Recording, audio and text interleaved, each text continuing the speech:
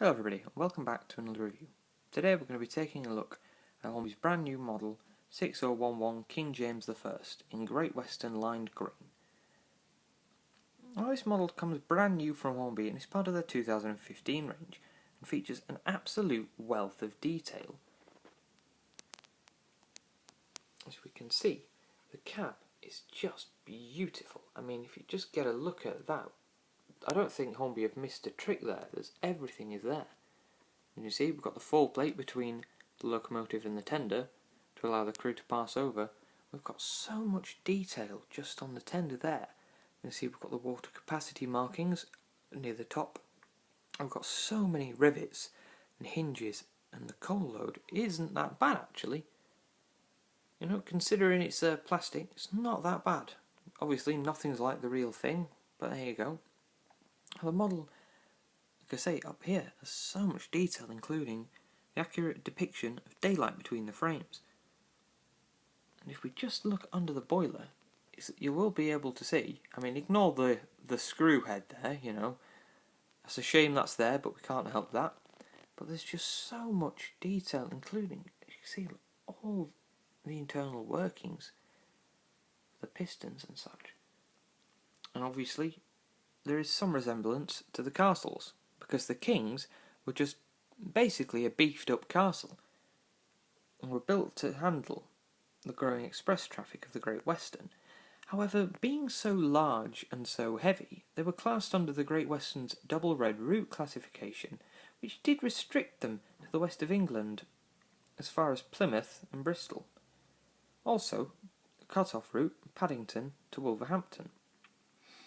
The Kings became famous and iconic as they were associated with the Cornish Riviera Express and Cambrian Coast Express services, regularly reaching speeds of 100 miles an hour.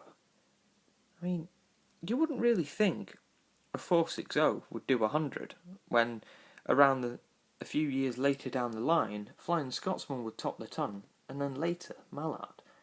But I mean, considering City of Truro did it as well, it's not exactly surprising.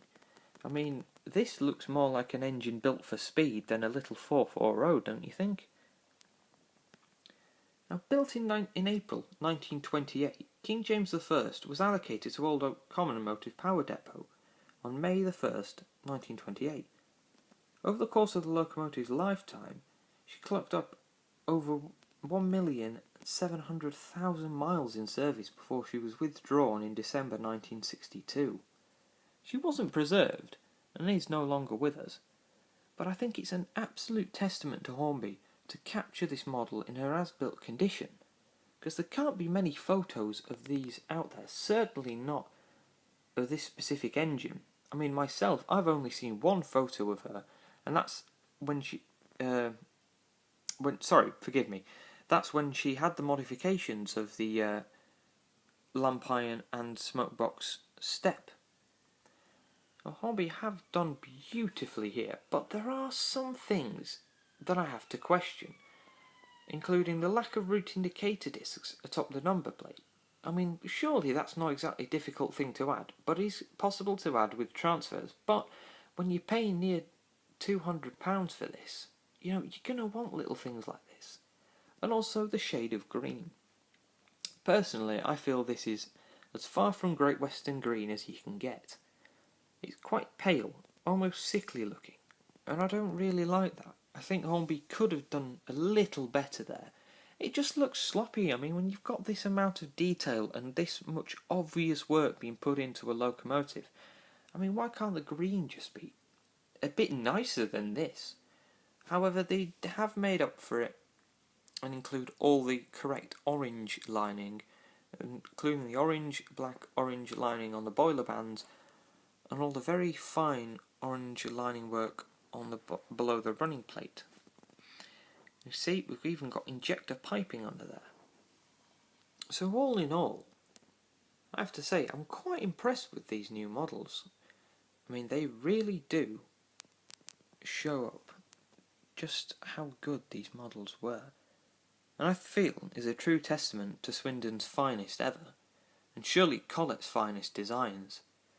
I mean, what do we get after this? You know, the counties, which in their way, you know, they were good engines, but it just goes to show when Charles Collett came in, he really took the Great Western to a whole nother level. So I hope this review has been adequate for you, as I don't often do reviews and sometimes do find myself a bit flustered as to what to say.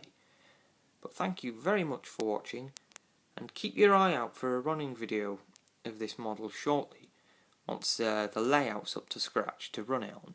So thank you very, very much for watching, and I will see you all in the next one. Goodbye.